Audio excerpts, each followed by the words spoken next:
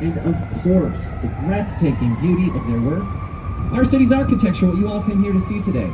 So, remember, you got your bartender downstairs ready to get you a fresh drink at any time, so sit back, relax, and enjoy the story of Chicago. We got a lot to talk about. We're going to dive right in with an iconic building here in Chicago. To the right, that light-colored stone building with a clock tower on the roof. This is a Chicago favorite, the iconic Wrigley building.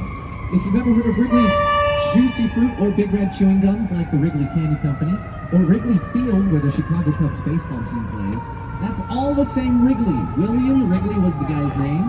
We called him the chewing gum magnate because, of course, that's how he made his millions. In fact, this building was built entirely out of chewing gum. Profits.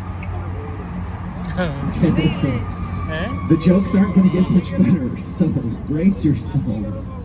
Now, the Wrigley was finished in two parts. The left tower in 1921, right tower in 1924. It was modeled specifically after La Giralda Cathedral in Sevilla, Spain. So we call this style of architecture Spanish Revival style. And you got to check it out after sunset. It's lit up with floodlights. It glows. It's really gorgeous after sunset.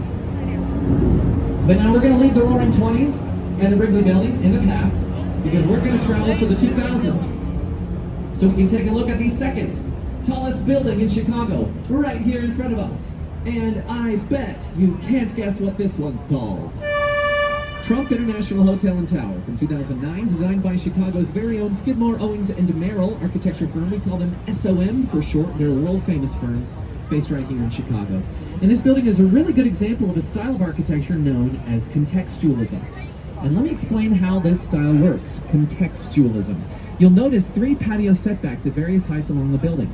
2 on the right, 1 on the left. This first one on the right is at the same height as the roof of the Wrigley building, we just talked about. That one on the left, same height as the roof of that domed building across the river that looks like a wedding cake, the jeweler's building. And that one up there on the right, same height as the roof of the boxy black building on the other side. So contextualism is a form of site-specific design, where you design a building to be in relationship with the area that surrounds it, or with its context. And the cool thing is that can literally be anything nearby that inspires the architect. Other buildings, the river, the sky, anything. Now, the lead architect on Trump Tower is a very famous man by the name of Adrian Smith, and he's often called the world's tallest architect. Yeah, he's only 5'7". It's a confusing nickname. But he did design many tall buildings around the world, which is how he actually got that nickname. So Adrian Smith, his name will pop up later on in the tour. See if you can remember it. I did warn you. I'm a teacher. Going for comprehension and retention, folks. Adrian Smith. We're coming in view on the right, 2 of the most photographed structures in the city. We have the corncob towers of Marina City. Now, Marina City was designed by architect and visionary social scientist Bertrand Goldberg, and it was built in the 1960s. And in a little bit, I'm going to tell you about how this river was super gross for most of Chicago's history. In the 60s, when Marina City was built, the river smelled awful. It was polluted, and no one lived down here. It was industrial and commercial, but certainly not residential. There were no restaurants in the area, no entertainment, nowhere to wash your clothes. So Goldberg wanted people to live downtown, which meant he had to put all those amenities in one place. He designed the country's first mixed-use residential skyscraper complex, or to put it more simply, the first city within a city. So let's imagine for a moment that it's the 1960s. You want to move into Marina City? This is what you're going to get. First, you'll move in upstairs where you have to furnish a pie-slice-shaped apartment, which is kind of tough. But then you're going to live above your valet-parked car, your parked yacht, because who doesn't have a yacht? A restaurant, movie theater, bowling alley, shops, office space, fitness center, laundry facility, grocery store, and an ice skating rink. A city within a city.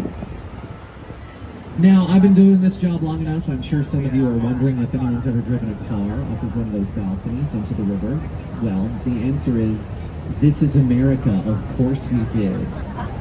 Come on. We wouldn't pass up an opportunity to drive a car into water.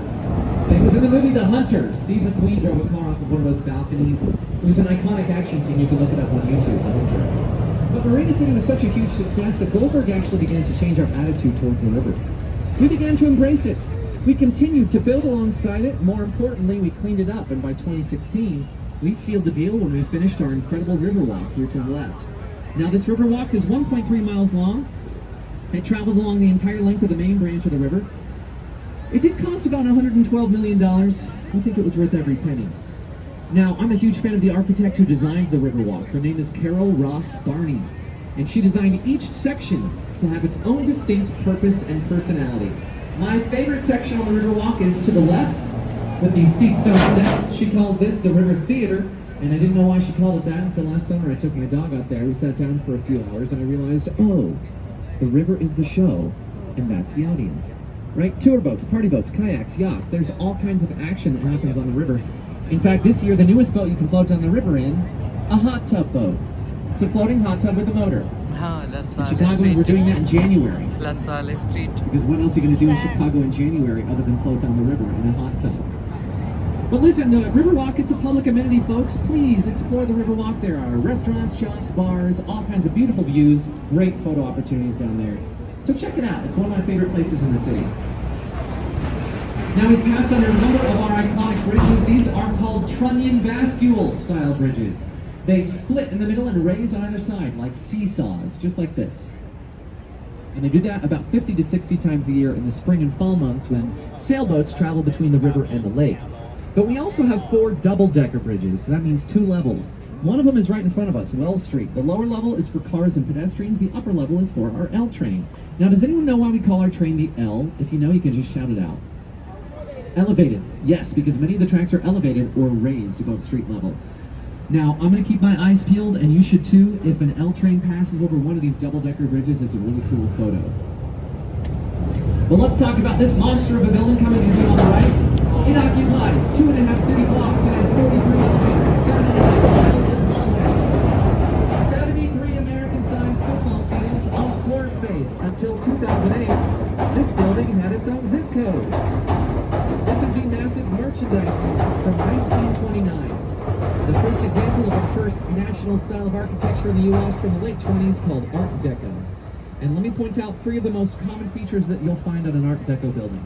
First, you got deep inset windows, which create those vertical stripes. Very common on Art Deco. It's covered in precise repetitive patterns and that recognizable tan polished Indiana limestone. And that's your Art Deco style. Now, this style was tailor-made to the Roaring 20s. That was a decade of optimism, opulence, and luxury. You know, in the U.S., we thought we were invincible in the 20s.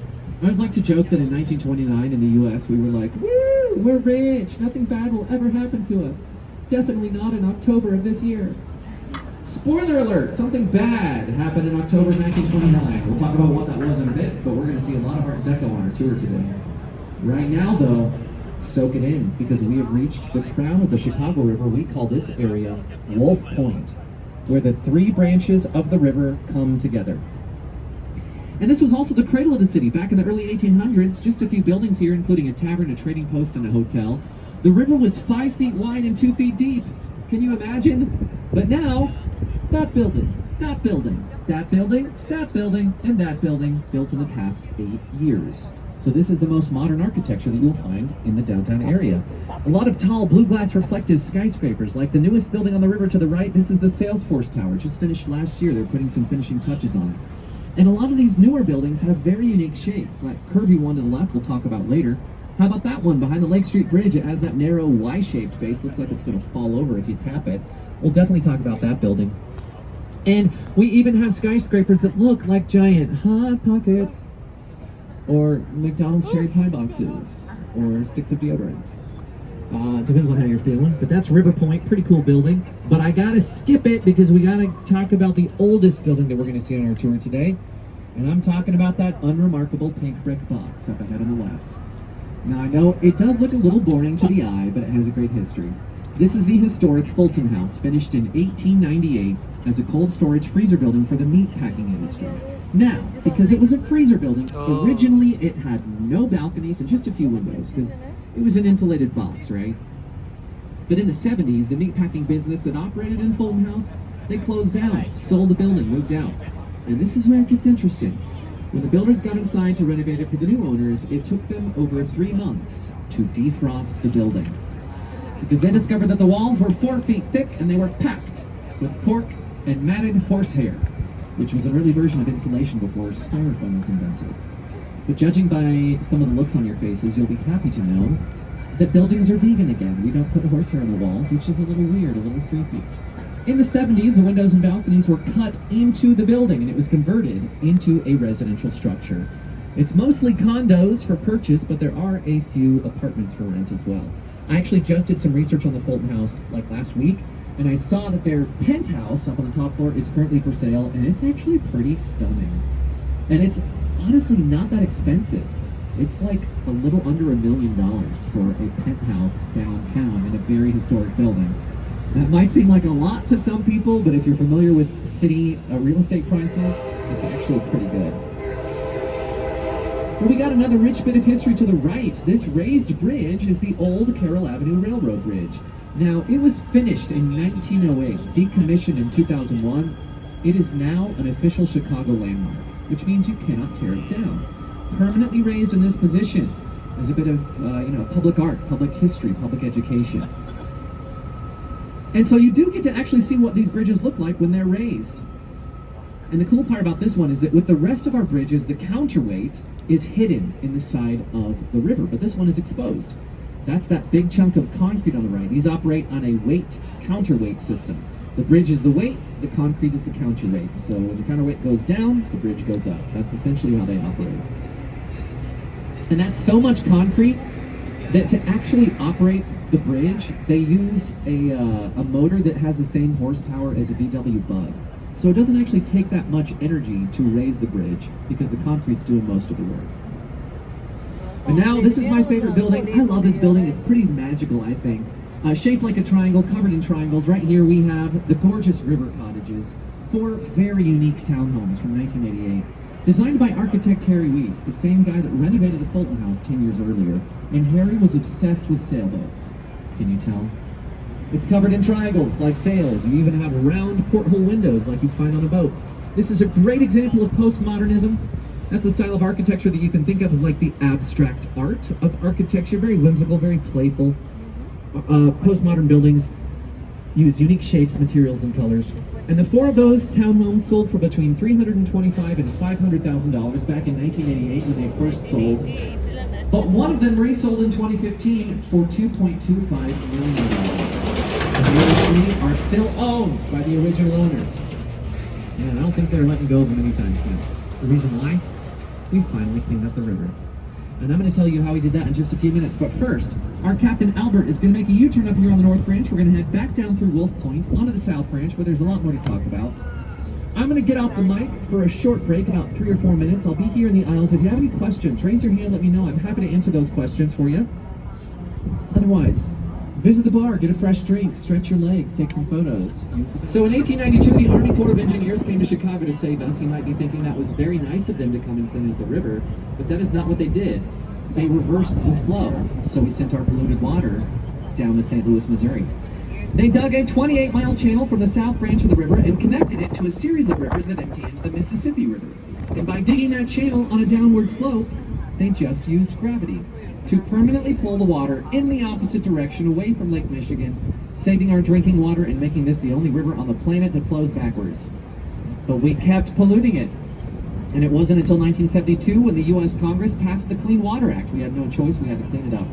There are very strict laws now. If you're caught dumping waste in this river, you're going to be fined a lot of money. It's just not worth it. But we got to talk about it because it's right in front of us, and I'm sure a lot of you are wondering how it's standing up. That tall, skinny skyscraper on a very narrow, Y-shaped base. That is 150 North Riverside from 2017, designed by Getch Partners. And with this building, it really is all about that base. So let's talk about it. Now to begin, the back 2/3 of the lot that it sits on is occupied by active underground train tracks. And then in the front, by the river, the city has a zoning law that says that all new buildings built on the river must be set back at least 30 feet from the river's edge to make room for public access. So that leaves this building with a base that's only 39 feet wide. That's a little less than twice the width of the boat we're on. With such a tall, skinny building on a very narrow base, the question is, why doesn't it just fall over? And one of the answers is, it sways in the wind. And let me tell you why that's a good thing. When wind hits the side of a skyscraper, it puts a tremendous amount of pressure on the base where it's built down into the ground. So if the building wasn't able to sway in the wind could crack or damage the base. They're supposed to sway to relieve the pressure on the foundation. But for obvious reasons, we don't want skyscrapers to sway too much either, because that would be very bad. Plus, the higher up you are in a building that sways, the more you can feel it. It makes some people seasick. And we don't need people losing their lunches over their Excel spreadsheets, right? So there are a few systems you can install in our modern skyscrapers to reduce their sway. And we're going to learn about two of those systems today. The first, installed in this building, it's a mouthful. It's called inertial slosh dampers, and it is not just a great baby name. Let me explain how it works. On the top floor, there are 12 concrete tanks full of 160,000 gallons of water. I'm going to be the building and demonstrate, okay? Let's say the wind hits the building on this side, it's going to sway over here. But as it sways over here, the water in those tanks sloshes in the opposite direction, which brings it over here, and so on and so forth. And that has an equalizing effect, and it brings the building to rest more quickly. Kind of like giant water shock absorbers. Pretty cool, right? Very innovative design for a very difficult piece of land. And now we get to look up and see the reflection of the best looking boat full of passengers on the Chicago River. Am I right or am I right? Thank you for waving at yourselves. It's a very sweet way of doing that. It's like your evil twin is having a really good day, right? Just waving at them. Now, let's be clear, that technology, it's just buckets of water. But it took us a while to figure out how to use it to build one of the most striking buildings you can find anywhere. We can't afford it anymore. And then 10 years later, in the 40s, World War II happened. So we were busy for a while. For almost 30 years, we built no new office buildings, pretty much no new office buildings of any style anywhere in the country. And it wasn't until the late 50s and 60s that architecture was reborn with a new style called modernism. And that's when a local Chicago architect, a transplant from Germany called Ludwig Mies van der Rohe, introduced us to his style of modernism that we call black box modernism. These next two buildings on the right, Gateway Center 1, 1965, and Gateway Center 2, 1967. These buildings are identical twins. We call them Mary Kate and Ashley. Now, this style might seem boring to you, but let's put it in context. They had Art Deco in the 20s, nothing for 30 years, and then this. So at the time, this was space age. This was the future, luxury. The irony, though, is that these buildings are very cheap and easy to make. Mies van der Rohe was the first person to say less is more, because he believed that a building's purpose was way more important than the way it looked. Which is why if you need an office building, just build a big black box. But then the 70s showed up, and I know that some of you are thinking to yourselves, Antonio, please tell us that the 70s brought us something more interesting than big black boxes. And to that, I say hang on to your seats, because in the 70s, they gave us white boxes. Really mixing it up. From 1971, this is Gateway Center 3, and we call this the international style, because you can see buildings that look like that in many major cities around the world from the 70s. Very similar to their black box cousins, they're just lighter and brighter. They added some sanded concrete on the outside to brighten it up and lower the cooling costs in the summer months. But then the 80s showed up. And some of you on this boat remember how much personality the 80s brought. Shoulder pads, perms, glamour shots. Ladies, be honest, who got glamour shots taken in the 80s? Anyone? Thank you for your honesty. I appreciate it. Was your hair really big? What was it? I was surprised. Most of the time, 80s was all about big hair, right? Everything had to be bigger, better, flashier, brighter, more exciting. And that is when contextualism was born. Site-specific design and more thoughtful, complex style. We have another really good example of that. Up ahead on the right, that building with the curved wall, that's Gateway Center 4 from 1983. 1, the curve matches the curving river. 2, the color of the glass matches the color of the water. And 3, the middle of each window sticks out a little bit. That has the effect of making reflections on this building look like reflections on the surface of water. So that's contextualism. Except this time, the building is a relationship with the river instead of other buildings, which I think is pretty cool. And that's your TED Talk on the evolution of Chicago architecture. What do we call the stuff we're building now? I don't know. No one does. Because architects don't name their own styles. It actually is up to critics and historians years later. They decide what the styles are called. But we're familiar with black boxes. How about this one to the left? For many decades, it was very standard, nothing special, until 2014. The owners took a bunch of boat tours and they were like, no one is talking about our building. So they spent over $800,000 to put themselves on the map by literally putting a giant map on themselves. That's a map of the river. That red brick is the "You Are Here" dot. And I just talked about it. So, money well spent. This one's for you Batman fans. Up ahead on the right, this massive limestone building is the Old Main Post Office, Art Deco 1932, but some of you might recognize it as Gotham City Bank. From the beginning of 2008's The Dark Knight. That's the building the Joker and his henchmen robbed. Remember they drove that school bus right out of the first floor? That was right here on Van Buren Street. Now, when that movie was filmed, the building was empty because it had been abandoned since the 90s, about 1996. But in 2016, it was purchased and renovated in what ended up being the single most expensive renovation project in U.S. history. 3 years and $900 million later, it reopened as an office building. And today, it's almost full, with companies like Walgreens, PepsiCo, Uber. Now, this was the largest post office on Earth when it opened. It's the reason why Chicago was the mail order catalog capital of the world. Sears, Montgomery Ward, they were based here because the largest post office sits on top of train tracks, next to a river, and a 6-lane highway cuts through the middle of the building. So very easy to ship out all those products from those mail order catalogs. Oh, and kids, if you don't know what a mail order catalog is, it's like Amazon.com or a book. No same-day shipping, kind of fun. Oh, and if you don't know what a book is, it's like the internet, paper. Alright, we're making our way down the South Branch. Things are slower and quieter down here. We'll make another U-turn up ahead to talk about some of these skyscrapers behind us, so don't worry, we're going to get there. But until then, I'm going to answer an important question. Why barn? Now, we will talk about how that fire started in a moment, but the 30-mile-per-hour winds over the next few days made it one of the most devastating urban fires in human history. At a few separate moments, those winds created what are called fire cyclones, or fire devils, tornadoes made out of wind, debris, and fire that launched flaming timber across the river, spreading the damage further.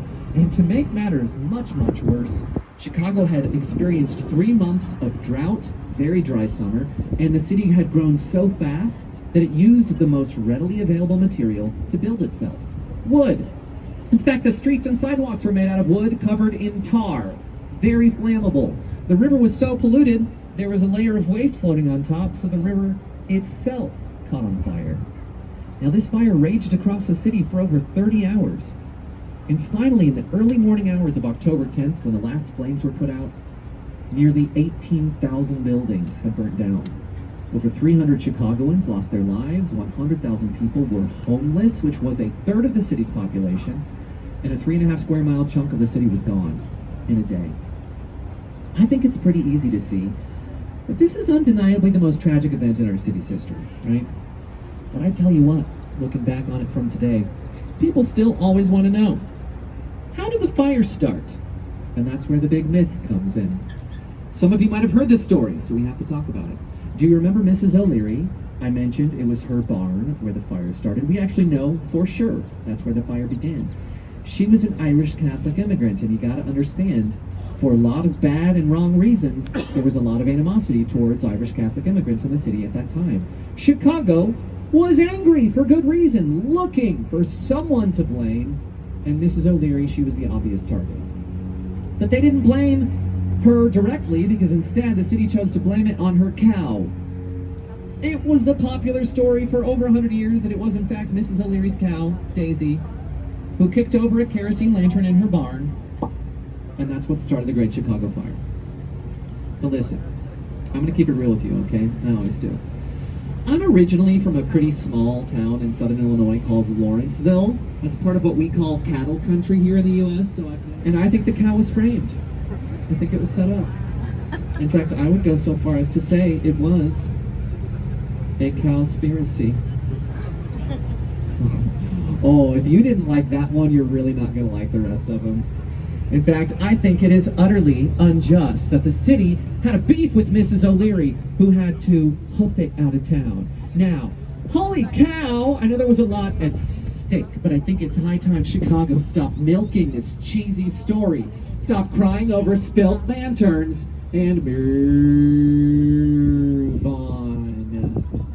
You're welcome. Thank you for those pity claps. I really appreciate that.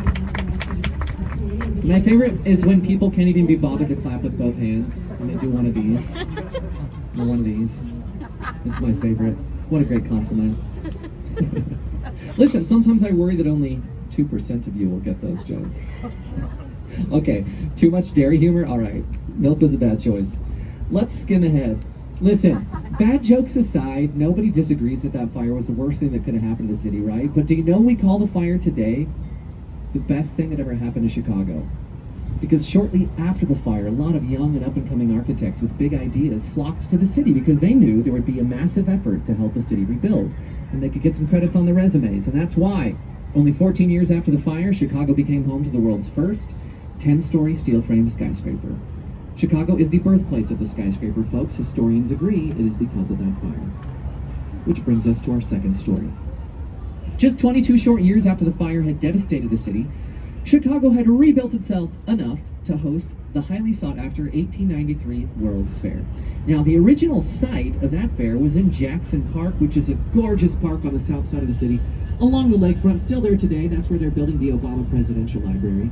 And the city hired up-and-coming architect Daniel Burnham to design the campus of the fair. Yeah, Daniel Burnham. We just had a bad fire, and they hired a guy with the last name Burnham. But he designed a campus of over 200 temporary buildings built in record time, massive facades designed in classic European styles. And this is the important part. In the 6 months that fair was operating, over 27 million people from over 40 different countries came through the gates, which is not only incredible for 1893, but it's really important to our story because when those people left, they went back home to cities across the globe and they told folks back home, hey, guess what? Chicago's back on the map. She's a world-class city once again. And that restored our reputation on the world stage. Now, World's Fairs are common events for new inventions and foods to be introduced, and this one was no exception. So here are some things that showed up at the 1893 World's Fair here in Chicago for the first time. The zipper. Where would we be without the zipper? The electric dishwasher. Milton Hershey introduced the world to Hershey's chocolate.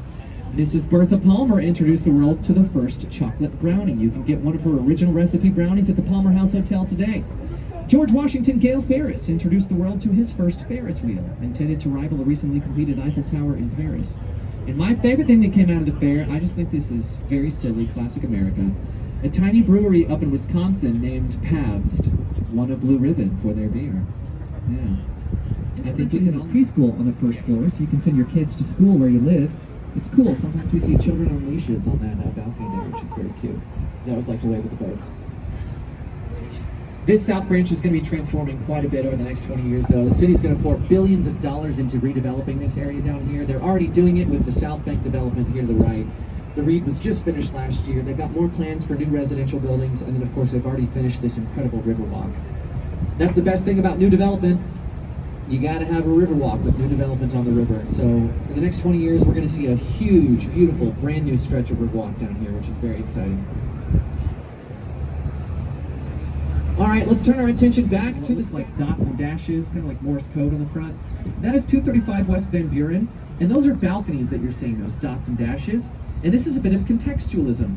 The street below Van Buren is very busy. There's often traffic jams down there during rush hour. And so if you're stuck in traffic, you can look up at the building and see your situation mirrored in those balconies, which I do think makes this building the meanest drive. And the Queen has a tale of woe.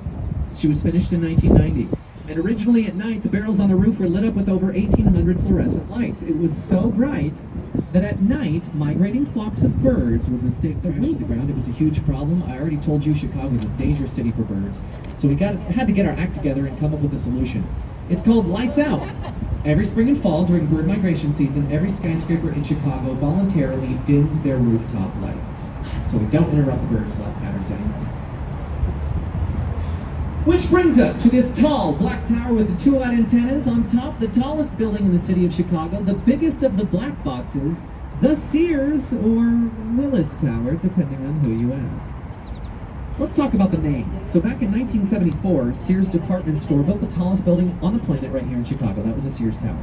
Now that company, Sears, they sold the building and left the city in the 90s. And then in 2009, the Willis Insurance Group signed a lease for 3 floors of office space in the Sears Tower out of 110 total floors. And in that lease was a clause that said for an extra $1 million a year, they could also lease the naming rights, just like with our sports stadiums. Naming rights is the reason why some stadiums have names like Taco Bell Preparation H Arena. For $1 million a year, Willis Insurance gets to call that Willis Tower. But like I said, I've been here 10 years, I consider myself a local, and like the locals, I'm stubborn. I still call it the Sears Tower. Most Chicagoans do. We're a deeply stubborn people. Why do you I think we keep living here winter after winter.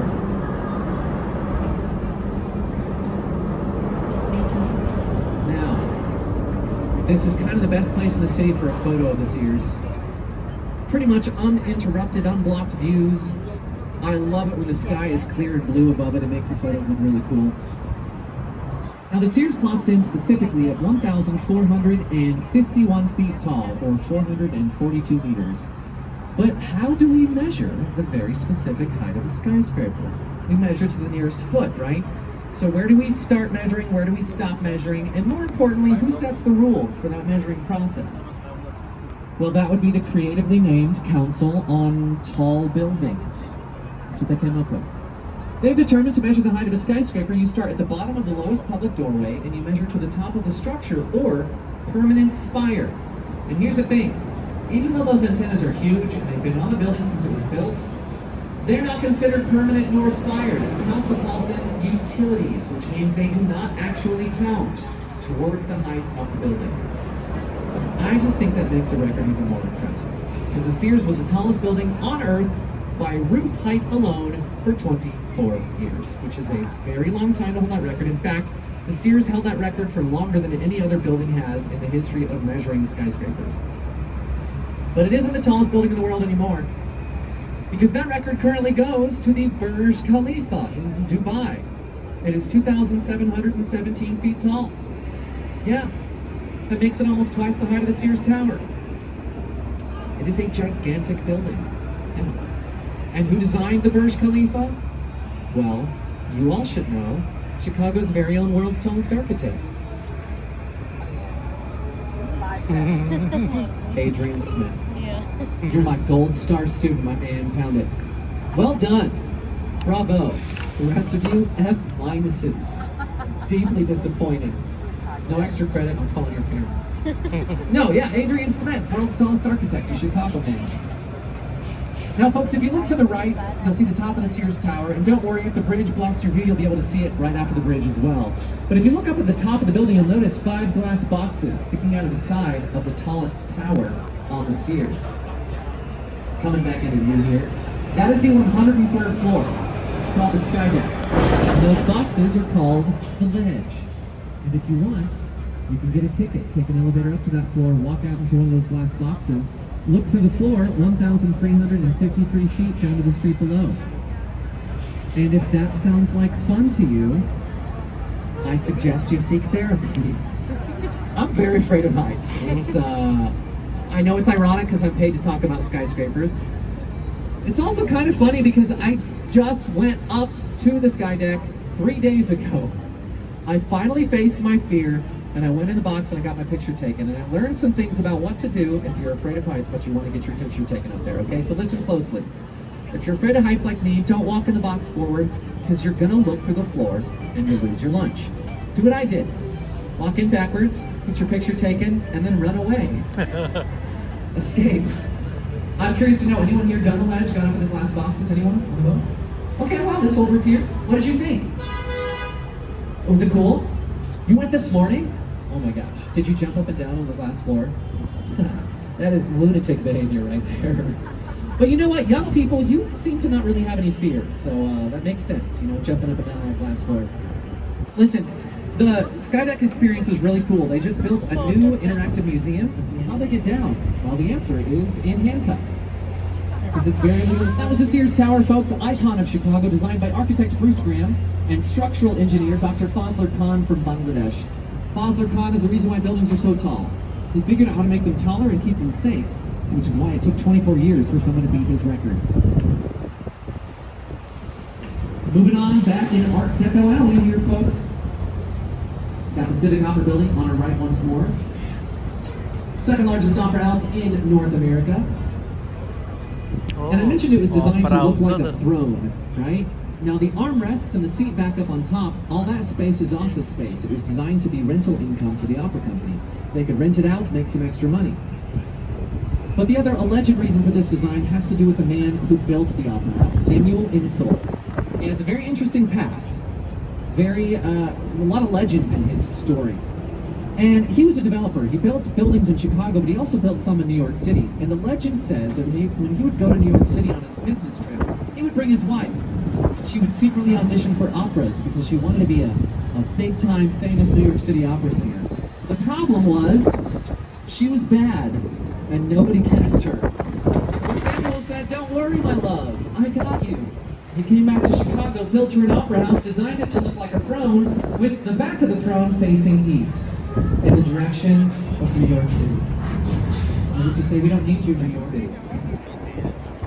Back at Wolf Point, we can see the beginning of our Riverwalk here. This is the first section, starts at Wolf Point, and then it ends all the way at the lake from 1.3 miles away.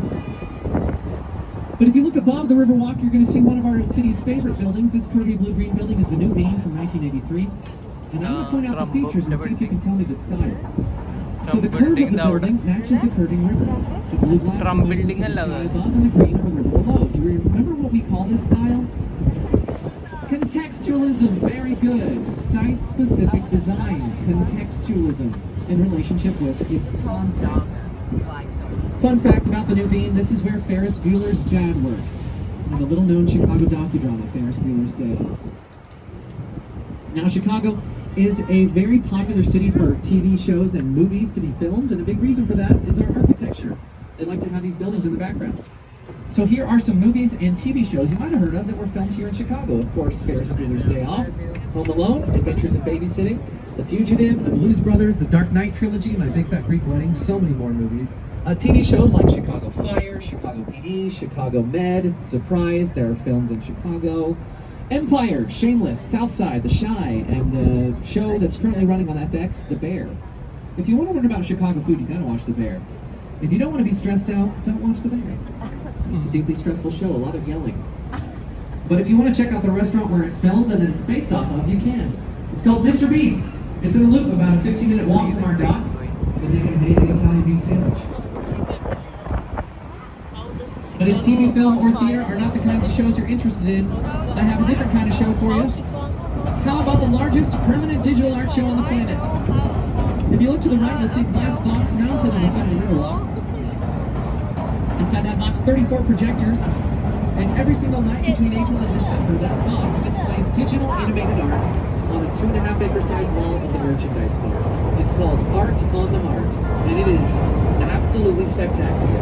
I cannot recommend it enough. It happens every night. Right now, the show time is 9 p.m. That's when it starts. Come down to the Riverwalk, have a seat on one of these benches for free, or you can grab a drink and a snack at Birds and Bites. You can enjoy the show. Now, Art on the Mart is free every night at 9 p.m., and I highly recommend you take advantage of that while you're in the city. It's really cool. If you're looking for some good social media content, Art on the Mart is primo content. It's my favorite view of the city. Almost 120 years of Chicago's history in a single view. And we've talked about the architects that designed these buildings, but we didn't really talk about who built them. Chicago would not be the city it is without the laborers that constructed these buildings. And, you know, back in the early 1900s, we were growing so fast that we needed to have a serious conversation about the people that build our buildings. Building skyscrapers is a very dangerous job. The stone masons, the bricklayers, the carpenters that work on those buildings, it's dangerous.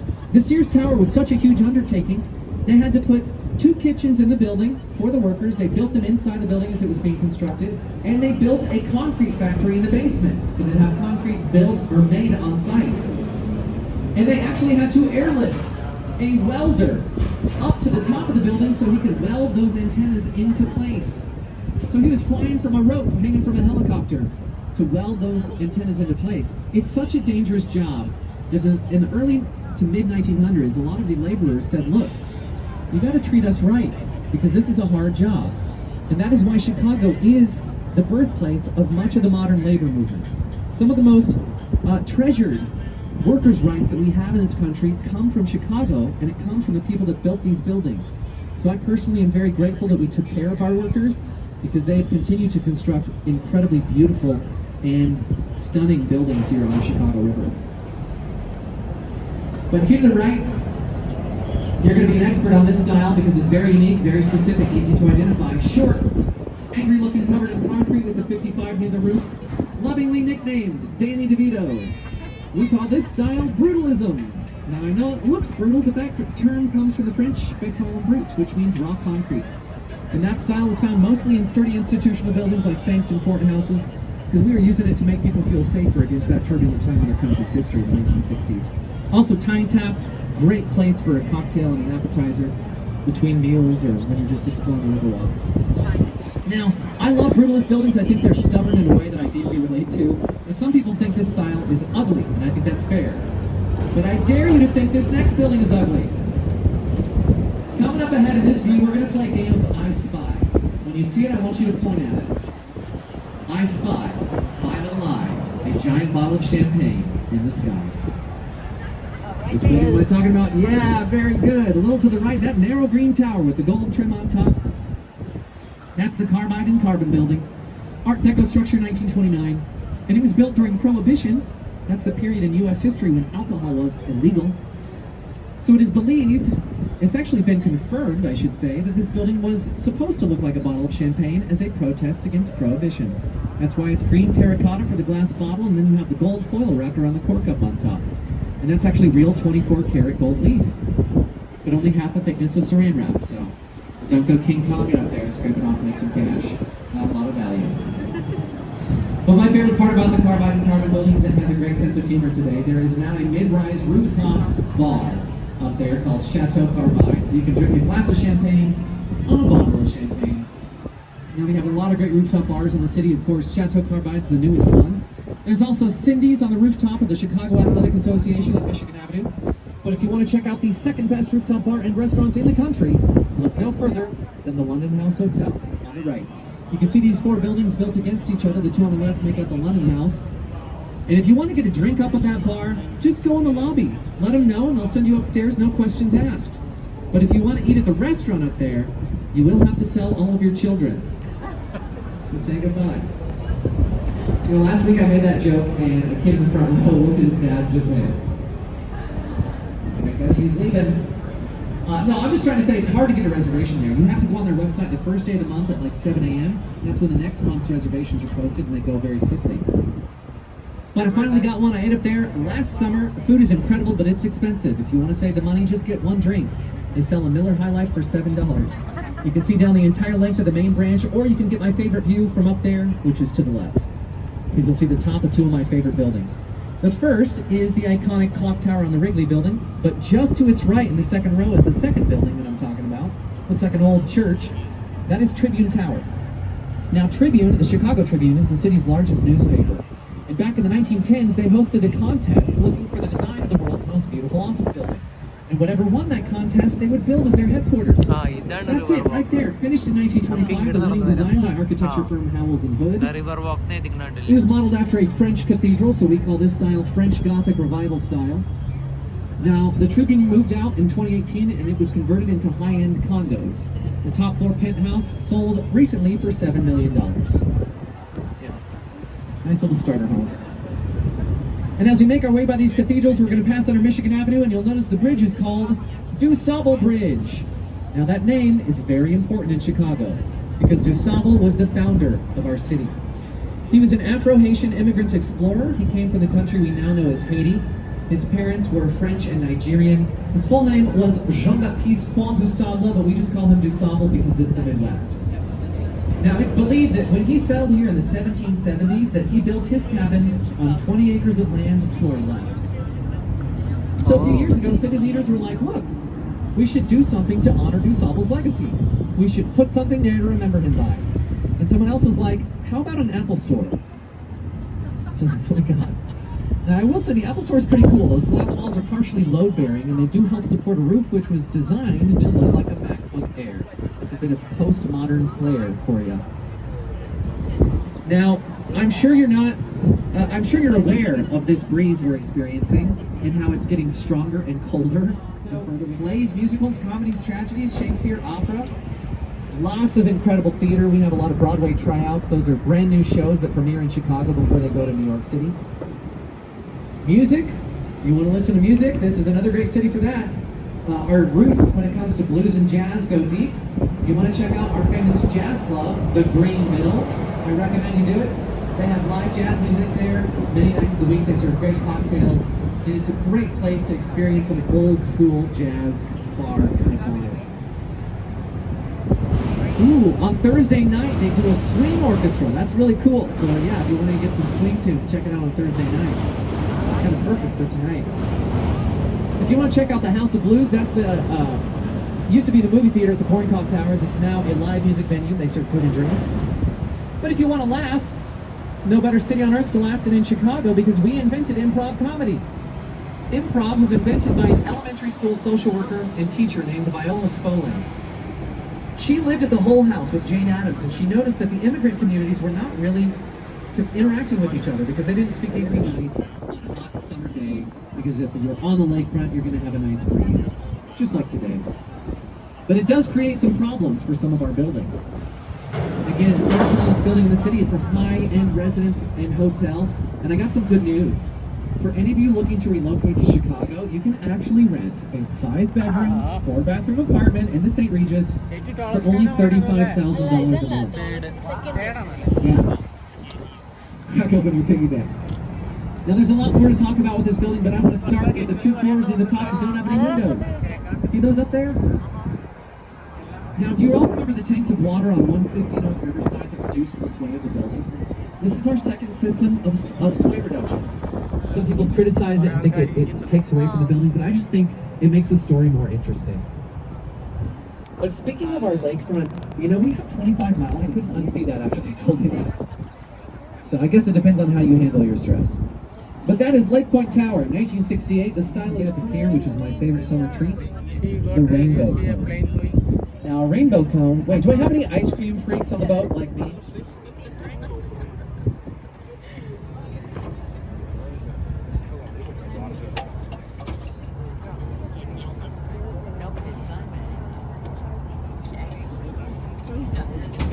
You're going to see our deckhands open the gate, they'll put the ramp down, and then Captain Albert will get on the mic and he's going to let you know when it's safe to stand up. So help our crew safely do their jobs by remaining in your seats until you get the cue from your captain.